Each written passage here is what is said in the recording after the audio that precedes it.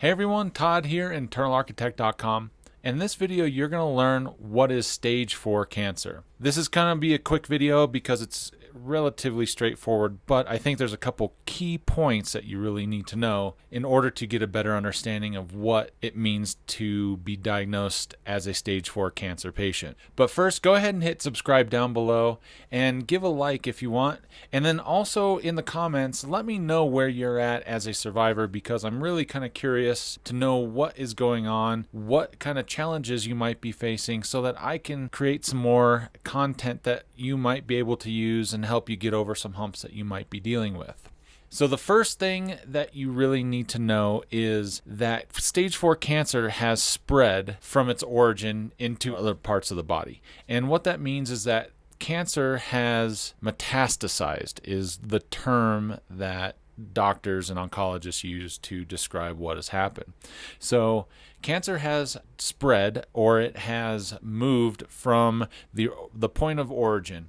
Now, in my case, as a stage 4 cancer survivor, my lymphoma started in a lymph node just above my heart, somewhere right about in here. Over time, it separated and it worked its way through the lymphatic system in my body and ended up making its way into all the different lymph nodes. I had all sorts of lymph nodes in my chest, in my armpit, down in my groin, and it eventually metastasized into an organ, into my liver actually. And that's when it really became serious. Stage 4, I've been told stage 4 means two things. One, it metastasizes, so it can break apart and then get into your bloodstream or into your lymphatic system, and it can spread into other parts of your body. And then the other part that I had been told over and over again is that it gets above and below your diaphragm. And so once it really spreads like that is when it really becomes that serious of an issue. So there are two groupings that I know of as a stage 4 cancer patient. There's actually three, but there were two that I learned as I was going through cancer, and there's grouping A and grouping B.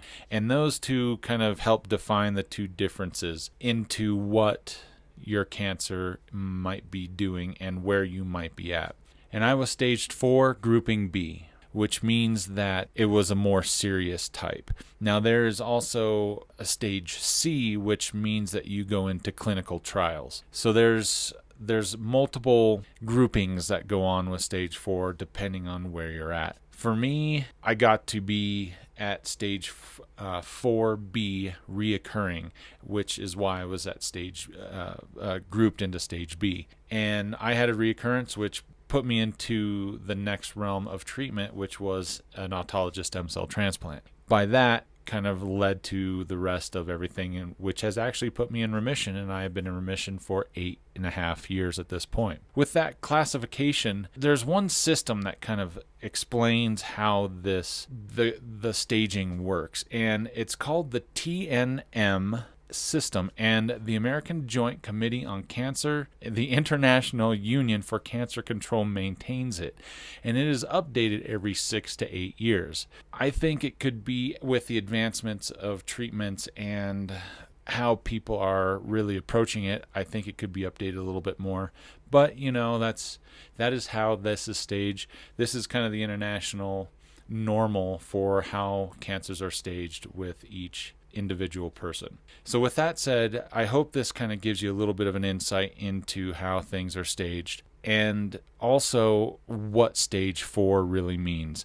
So, just as a quick recap, your cancer has spread from its origin. It's gone above and below your diaphragm, and it has metastasized or spread into different organs in your body. And that's it. That's really pretty the simple gist of what stage 4 cancer is. If you have any questions, hit me in the comments section below, and hit subscribe and hit like. I know cancer is a tough one to really like, but it helps me keep getting good content out to you guys, and helps you working through all the different challenges that you might face as a survivor and as a patient. So again, thank you for your time and your energy, and I just want to say have a great afternoon, and I will see you on the next video.